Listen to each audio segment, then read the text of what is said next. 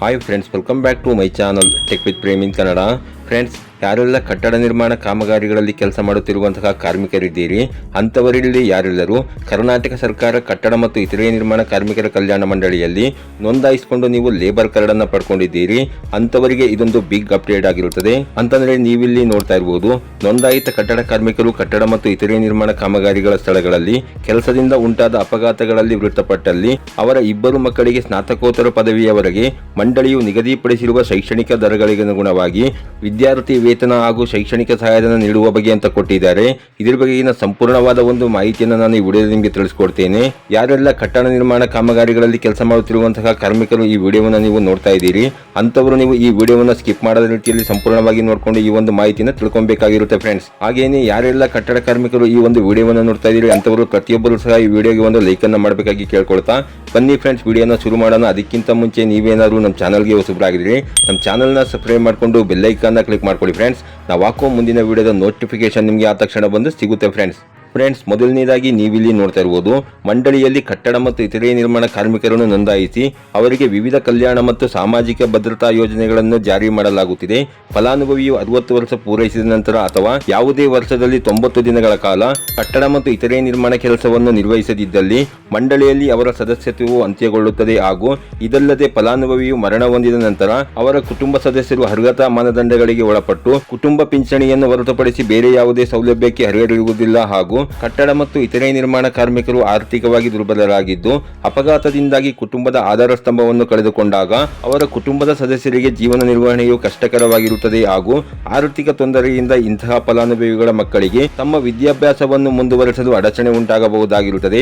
ಕಟ್ಟಡ ಮತ್ತು ಇತರೆ ನಿರ್ಮಾಣ ಕಾರ್ಮಿಕರು ಕಲ್ಯಾಣ ಸುಂಕ ಕಾಯ್ದೆಯಡಿಯಲ್ಲಿ ಸಂಗ್ರಹವಾಗುವಂತಹ ಸುಂಕವನ್ನು ಕಟ್ಟಡ ಮತ್ತು ಇತರೆ ನಿರ್ಮಾಣ ಕಾರ್ಮಿಕರ ಕಲ್ಯಾಣಕ್ಕಾಗಿ ಉಪಯೋಗಿಸಬೇಕಾಗಿರುತ್ತದೆ. ಹಾಗೂ ಈ ಹಿನ್ನೆಲೆಯಲ್ಲಿ ಮೃತ ಫಲಾನುಭವಿಗಳ ಮಕ್ಕಳಿಗೆ ಶಿಕ್ಷಣಕ್ಕೆ ಅನುಕೂಲವಾಗುವಂತೆ ಅವರ 2 ಮಕ್ಕಳು ಸ್ನಾತಕೋತ್ತರ ಪದವಿ ವ್ಯಾಸಂಗ ಮಾಡುವವರೆಗೆ ಮಂಡಳಿಯಿಂದ ವಿದ್ಯಾರ್ಥಿ ವೇತನ ಹಾಗೂ ಶೈಕ್ಷಣಿಕ ಸಹಾಯಧನ ನೀಡುವ ಬಗ್ಗೆ ಮಂಡಳಿಯ 46ನೇ ಸಭೆಯಲ್ಲಿ ವಿಷಯವನ್ನು ಮಂಡಿಸಲಾಗಿ ಸಭೆಯಲ್ಲಿ ಈ ಕೆಳಕಂಡ ನಿರ್ಣಯವನ್ನು ಕೈಗೊಳ್ಳಲಾಗಿರುತ್ತದೆ. ಅಂತಂದ್ರೆ ಈ ಮೇಲ್ಕಂಡ ವಿಷಯದ ಬಗ್ಗೆ ಸುದೀರ್ಘವಾಗಿ ಚರ್ಚೆ ಮಾಡಲಾಗಿ ನೋಂದಾಯಿತ ಕಟ್ಟಡ ಕಾರ್ಮಿಕರು ಕಟ್ಟಡ ಮತ್ತು ಇತರೆ ನಿರ್ಮಾಣ ಕಾಮಗಾರಿಗಳ ಸ್ಥಳಗಳಲ್ಲಿ ಅಪಘಾತದಿಂದಾಗಿ ಮೃತಪಟ್ಟಲ್ಲಿ ಅವರ ಇಬ್ಬರು ಮಕ್ಕಳಿಗೆ ಸ್ನಾತಕೋತ್ತರ ಪದವಿಯವರೆಗೆ ಮಂಡಳಿಯು ನಿಗದಿಪಡಿಸುವ ಶೈಕ್ಷಣಿಕ ದರಗಳಿಗೆ ಅನುಗುಣವಾಗಿ ವಿದ್ಯಾರ್ಥಿ ವೇತನ ಹಾಗೂ ಶೈಕ್ಷಣಿಕ ಸಹಾಯಧನ ನೀಡಲು ಅನುಕೂಲವಾಗುವಂತೆ ಮಂಡಳಿಯಿಂದ ಅಗತ್ಯ ಮಾರ್ಗಸೂಚಿಗಳನ್ನು ಸಿದ್ಧಪಡಿಸಿ ಮಂಡಳಿಯ ಅಧ್ಯಕ್ಷರ ಅನುಮೋದನೆ ಪಡೆದು ಅನುಷ್ಠಾನ ಮಾಡಲು ಸಭೆಯಲ್ಲಿ ತೀರ್ಮಾನಿಸಲಾಯಿತು. ಹಾಗೂ ಈ ಹಿನ್ನೆಲೆಯಲ್ಲಿ ಮಂಡಳಿಯ ನೋಂದಾಯಿತ ಫಲಾನುಭವಿಗಳು ಕಾಮಗಾರಿಗಳ ಸ್ಥಳಗಳಲ್ಲಿ ಕೆಲಸದಿಂದ ಉಂಟಾದ ಅಪಘಾತಗಳಲ್ಲಿ ಮೃತಪಟ್ಟಲ್ಲಿ ಅವರ ಇಬ್ಬರು ಮಕ್ಕಳಿಗೆ ಈ ಕೆಳಕಂಡ ಷರತ್ತಿಗೆ ಒಳಪಟ್ಟು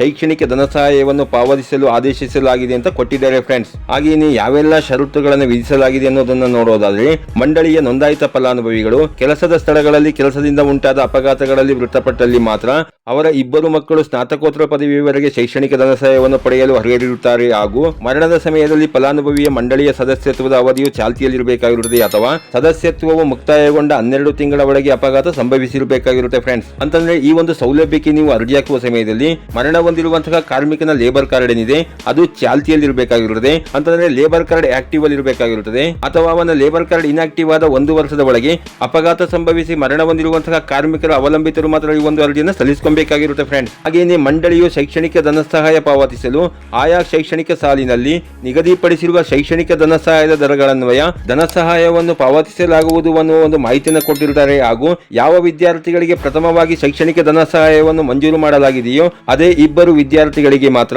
ಶೈಕ್ಷಣಿಕ ಸಹಾಯಧನವನ್ನು ಸ್ನಾತಕೋತ್ತರ ಪದವಿಯ ಅಂತಿಮ ವರ್ಷದವರೆಗೆ ಮಂಜೂರು ಮಾಡಲಾಗುವುದು. ಹಾಗೂ ಇಬ್ಬರು ಮಕ್ಕಳಿಗೆ ಶೈಕ್ಷಣಿಕ ಧನ ಸಹಾಯವನ್ನು ಕೋರುತ್ತಿದ್ದಲ್ಲಿ ಒಂದೇ ಅರ್ಜಿಯಲ್ಲಿ ಇಬ್ಬರು ಮಕ್ಕಳ ವಿವರಗಳನ್ನು ಸಲ್ಲಿಸತಕ್ಕದ್ದು. ಹಾಗೂ ಪ್ರಥಮ ಬಾರಿ ಶೈಕ್ಷಣಿಕ ಧನ ಸಹಾಯವನ್ನು ಮಂಜೂರು ಮಾಡುವ ಪೂರ್ವದಲ್ಲಿ ಸದರಿ ವರ್ಷದಲ್ಲಿ ತಂತ್ರಾಂಶದಲ್ಲಿ ಶೈಕ್ಷಣಿಕ ಧನ ಸಹಾಯ ಕೋರಿ ಅರ್ಜಿ ಸಲ್ಲಿಸಲಾಗಿದೆಯೇ ಎನ್ನುವುದನ್ನು ಖಾತರಿಪಡಿಸಿಕೊಳ್ಳುವುದು ಅನ್ನೋ ಒಂದು ಮಾಹಿತಿಯನ್ನು ಕೊಟ್ಟಿದ್ದಾರೆ ಫ್ರೆಂಡ್ಸ್. ಹಾಗೇನೆ ಈ ಒಂದು ಸ್ಕಾಲರ್ಶಿಪ್ಗೆ ನೀವು ಪ್ರತಿ ವರ್ಷ ಅರ್ಜಿಯನ್ನು ಹಾಕಬೇಕಾಗಿರುತ್ತದೆ.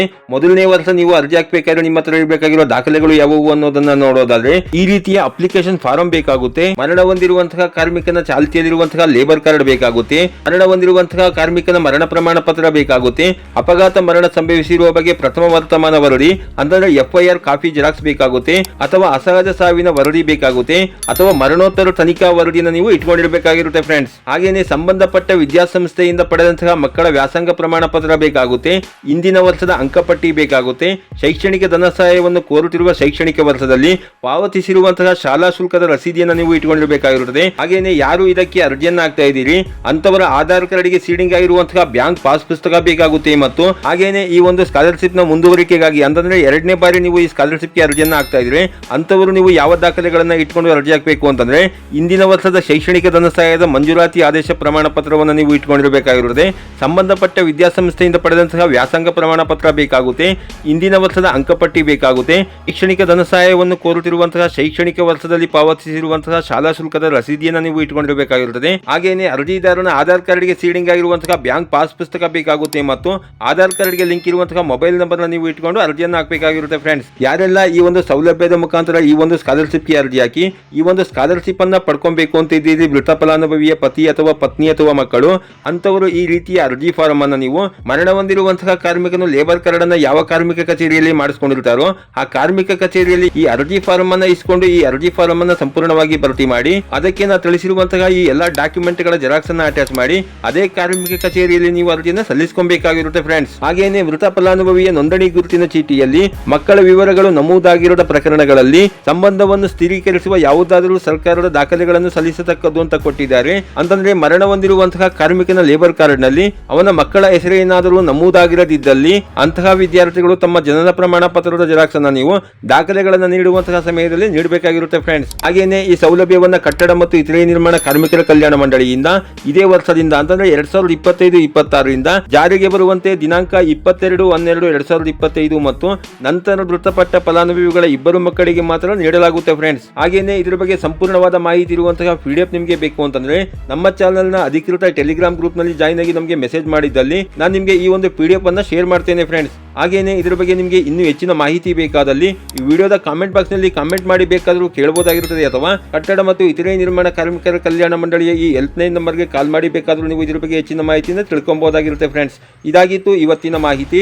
ಈ ಮಾಹಿತಿ ನಿಮಗೆ ಉಪಯುಕ್ತ ಅನಿಸಿದ್ರೆ ವಿಡಿಯೋಗೆ ಒಂದು ಲೈಕ್ ಮಾಡಿ, ಕಮೆಂಟ್ ಮಾಡಿ, ಶೇರ್ ಮಾಡಿ. ಹಾಗೆ ನಮ್ಮ ಚಾನಲ್ಗೆ ಹೊಸಬರಾಗಿರಿ ನಮ್ಮ ಚಾನಲ್ನ ಸಬ್ಸ್ಕ್ರೈಬ್ ಮಾಡಿಕೊಂಡು ಬೆಲ್ ಐಕಾನ್ನ ಕ್ಲಿಕ್ ಮಾಡ್ಕೊಳ್ಳಿ ಫ್ರೆಂಡ್ಸ್. ನಾವು ಹಾಕೋ ಮುಂದಿನ ವಿಡಿಯೋದ ನೋಟಿಫಿಕೇಶನ್ ನಿಮಗೆ ಆ ತಕ್ಷಣ ಬಂದು ಸಿಗುತ್ತೆ ಫ್ರೆಂಡ್ಸ್.